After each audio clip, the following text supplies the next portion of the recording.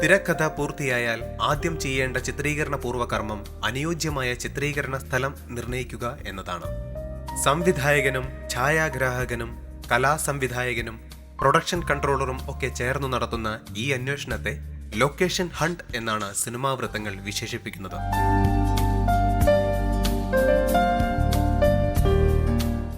ഈ screen script എഴുതുന്നത് പോലും ഞാൻ ചെയ്യുന്നത് സ്ക്രീൻ പ്ലേ തയ്യാറാക്കി കഴിഞ്ഞാൽ പിന്നെ ലൊക്കേഷൻ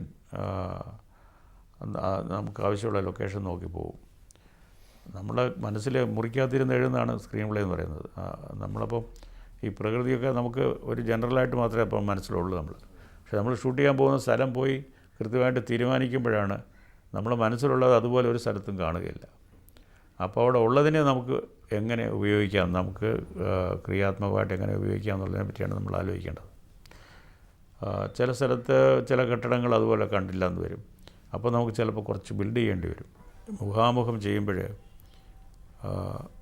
അതിലെ ആ സഖാവ് ശ്രീധരൻ താമസിച്ചിരുന്ന മുറിയെന്ന് പറയുന്നത് ഒരു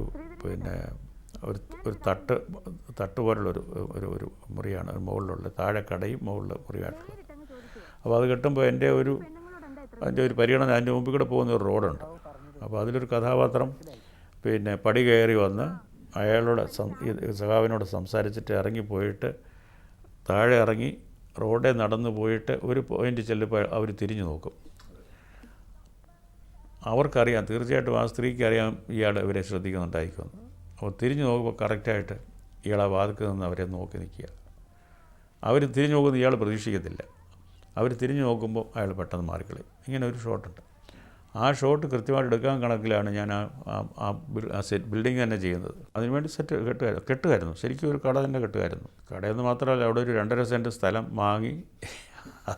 കാരണം ഷൂട്ടിങ്ങിൻ്റെ പതിവ് വെച്ച് പലപ്പോഴും അനുഭവമുണ്ട്. പലരും പിന്നെ വിസമ്മതം പറയുകയും പരാതി പറയുകയൊക്കെ ചെയ്യുന്നവരുണ്ട്. അങ്ങനെയുള്ള പ്രശ്നം വരാതിരിക്കാൻ വേണ്ടിയിട്ട് അങ്ങനെ ഒരു ചെറിയൊരു കെട്ടിടം കെട്ടുക തന്നെയായിരുന്നു. തിരക്കഥാകൃത്തുക്കളുടെ കാര്യം പറഞ്ഞു. ഇപ്പം സിബി കെ തോമസും ഉദയകൃഷ്ണനും ആയിട്ട് 5 സിനിമകൾ ചെയ്തു. അപ്പോൾ ഒരു 2 സിനിമകൾ കഴിയുമ്പോൾ ഈ പരസ്പരം നന്നായിട്ട് മനസ്സിലാവുക എന്ന് പറയുന്ന ഒരു കാര്യമുണ്ടല്ലോ.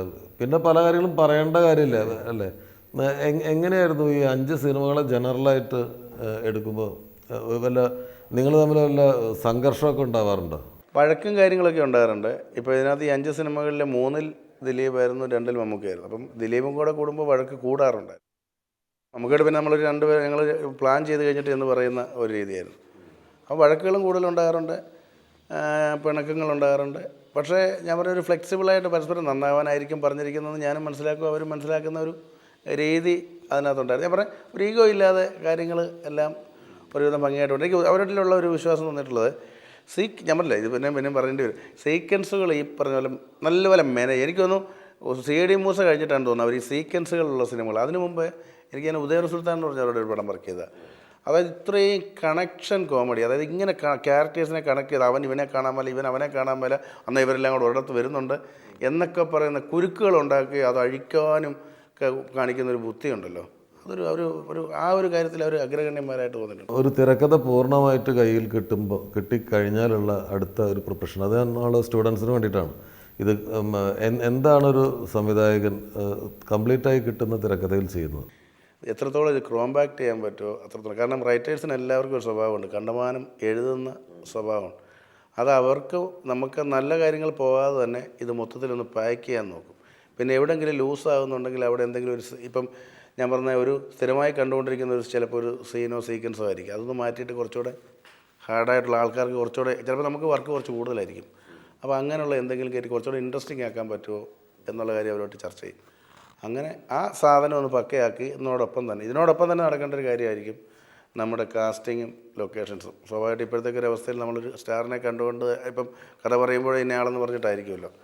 അപ്പം ആ ഒരു സംഭവം എനിക്ക് തോന്നിയൊരു കാര്യം, ഏറ്റവും വേണ്ടത് നമ്മൾ ഈ സ്ക്രിപ്റ്റ് പൂർണ്ണമായിട്ട് നമ്മളൊരു പരിധി വരെയെങ്കിലും ഒരു സീനോടിൻ്റെ ഒരു ബൈഹാർട്ടാക്കുക, പറ്റുമെങ്കിൽ അത്രത്തോളം ബൈഹാർട്ടാക്കുക, മാക്സിമം കോമ്പാക്ട് ചെയ്യുക. ഒരു ഡയറക്ടറെ സംബന്ധിച്ചിടത്തോളം ഒരു തിരക്കഥ കിട്ടിക്കഴിഞ്ഞാൽ ഹീ ഹാസ് ടു ഗെറ്റ് എന്താ പറയുക ഒരു ഇൻവോൾവ്മെൻറ്റിന് ഉപരി he has to travel long with the screen play.